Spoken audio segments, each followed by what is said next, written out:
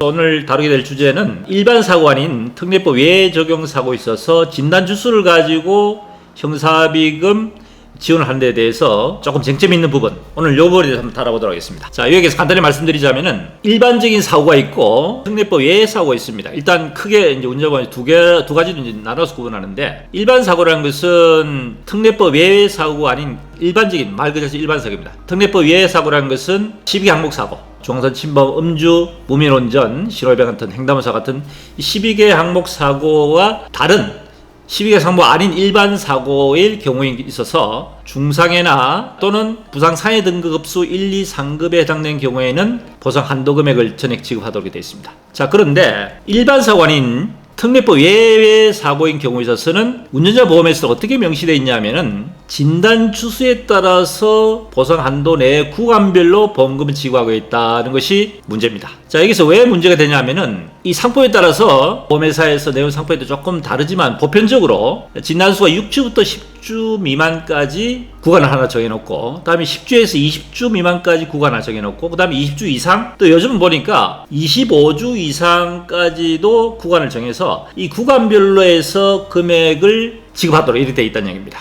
자, 예를 들어 보겠습니다. 처리지급 한도가 예를 들어 가지고 1억 5천이다. 그러면은 6주에서 10주 미만인 경우에 있어서는 보통 한 2천만 원, 10주에서 20주 미만인 경우에는 예를 들어 한 8천만 원, 그 다음에 10주에서 20주까지는 뭐 예를 들어 가지고 1억 5천만 원 또는 2억 원, 이런 식으로 구간별로 일단 지금 한도를 정해놓고 있는데, 문제는 뭐냐 하면은 이 진단 주수에 대한 개념입니다. 일반적으로 피해자가 피해 사고를 입었을 때 병원에서는 주치의가 이제 진단을 발급하겠죠. 진단에는 처음에는 이제 초진이라는 진단서가 발급됩니다. 이 초진이라는 개념은 부상의 정도에 따라서 의사들이 정해준 진단 주수에 따른 대를 정해야 되는 틀이 있습니다. 예를 들어 뇌진탕 염자 같은 경우는 진단주수 2주 또는 심한 경우 3주, 골절 같은 경우도 골절의 형태에 따라서 6주, 8주, 10주, 12주, 아주 심한 경우는 16주 진단, 분쇄골절, 대퇴골 분쇄골절, 이런 경우 16주까지 진단을 낼 수가 있다는 얘기입니다. 이처럼 부상에 따른 진단이 어떤 정해진 틀이 있는데, 문제는 그 부상의 정도가 단순하게 초진기간으로서 끝나는 게 아니고 초진기간이 지나게 되면 추가진다는 것이 발급됩니다. 어떤 치료라는 것은 장기간 치료가 필요한 상황에서 초진 이후에 이 환자가 추가적으로 치료가 필요한 경우에 추가진단 발급이 가능한데, 이 진단주수에 대한 개념 자체가 불명하다는 얘기입니다. 보험사 입장에서는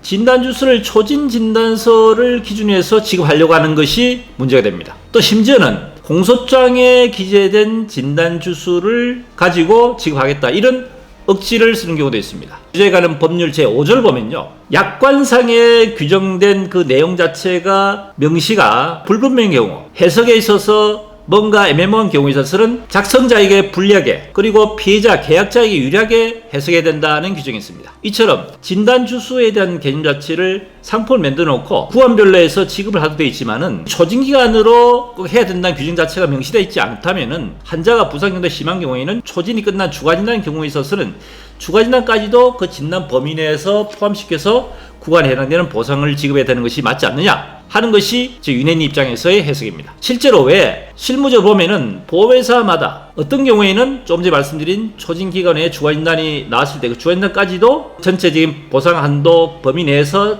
구간별로의 지급 한도에 지급하는 경우가 있는가 하면은 굳이 꼭 초진기간 또는 공소장에 명시된 기간, 공소장에 명시된 주로 초진기간을 가지고 명시를 하기 때문에 그 기간을 가지고 보험금을 지급하겠다고 해서 서로 분쟁이 되고 이것이 민원의 대상이 되는 사례도 있다는 이야기입니다. 그래서 결론적으로는 진단주수에 대한 해석 자체가 명확치 않다면은 계약자, 피해자에게 유리하게 해석하는 것이 맞지 않느냐. 그렇다면 초진기간에 한정할 것이 아니고 초진기간에 추가진단까지도 포함해서 그 구간별 진단주수에 대한 보험금 지급이 돼야 된다 하는 것이 저희 입장입니다. 이번 시간에는 운전자 보험에 있어서 특례법 외의 사고 진단주수에 대한 보험금 지급의 구간별로 어떻게 처리되는지에 대해서 살펴봤습니다. 도움이 되었으면 구독, 좋아요 부탁드립니다.